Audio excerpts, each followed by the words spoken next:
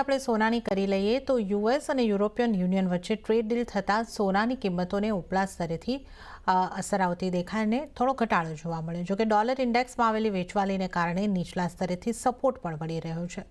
તો આ તમામની વચ્ચે કોમેક્સ ઉપર કિંમતો જે છે 3338ના સ્તરોની આસપાસ અને સ્થાનિક બજારમાં નાની રેન્જમાં કારોબાર જોવા મળી રહ્યો છે. ફ્લેટ ટુ પોઝિટિવ કહી શકીએ આપણે. 97,975ના સ્તર આપણે અહીં આગળથી સોનામાં જોઈ રહ્યા છે. રવિજી, સોનાને કઈ રીતે જોવું જોઈએ જે આ ટ્રેડ ડીલની અનિશ્ચિતતાઓ છે, યુરોપિયન યુનિયન સાથે યુએસની ટ્રેડ ડીલ છે, કઈ રીતની ઇમ્પેક્ટ સોના ઉપર રહેશે અને સોનામાં હવે આપણે કઈ રીતે સ્ટ્રેટેજી રાખવાની રહેશે?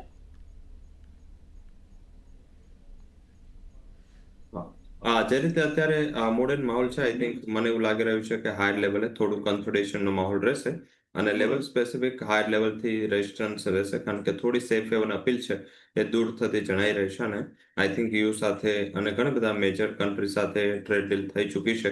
તો આ રીતે અત્યારે તમારે જે લેવલ સ્પેસિફિક 98,100 આસપાસ મળે છે, એકવાર સોનામાં વેચીને વેપાર કરવો જોઈએ. સેકન્ડ, સ્ટોપ લોસ જે રહેશે એ 98,520નું રહેશે. નીચેની બાજુ જે ટાર્ગેટ છે એ 97,400 સુધીના જોવા મળી શકે. તો મારા હિસાબે જે સેફ હેવન અપીલ ઓછી થઈ છે એના હિસાબે કરેક્શન છે.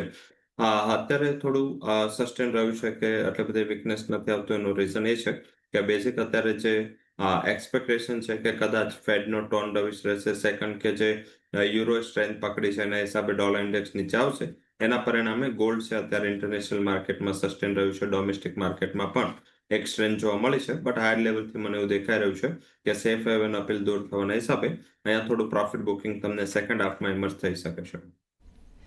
ઓકે, તો હાયર લેવલથી અહીં આગળથી કન્સોલિડેશન થતું જોવા મળી શકે છે. સેફ હેવન બાઇંગ સોનામાં ઘટતી દેખાઈ રહી છે, તો સેલ તરફ રહેવાની સલાહ આજને માટે તમારે માટે બની રહી છે. તો 98,100ની આસપાસથી સેલ કરો.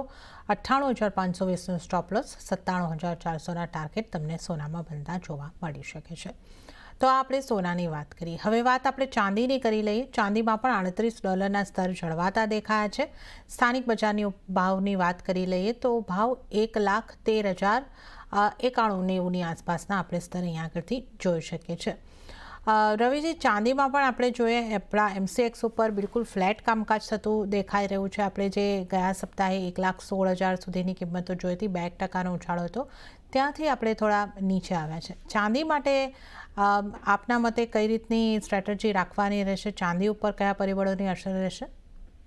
ઝડપથી ચાંદીમાં એક આમ જોઈએ તો બેઝિક રેન્જ બની ચૂકી છે. 11,800, 1,12 આસપાસ સપોર્ટ છે, 1,16 આસપાસ પ્લેસમેન્ટ છે. અને આમથી આઈ થિંક કે જે ઘણું બધું પ્રાઇઝીસમાં રનઅપ આપ્યો હતો, તો એના હિસાબે અત્યારે થોડું હાયર લેવલથી નફારૂપ વેચવાલી આવી છે.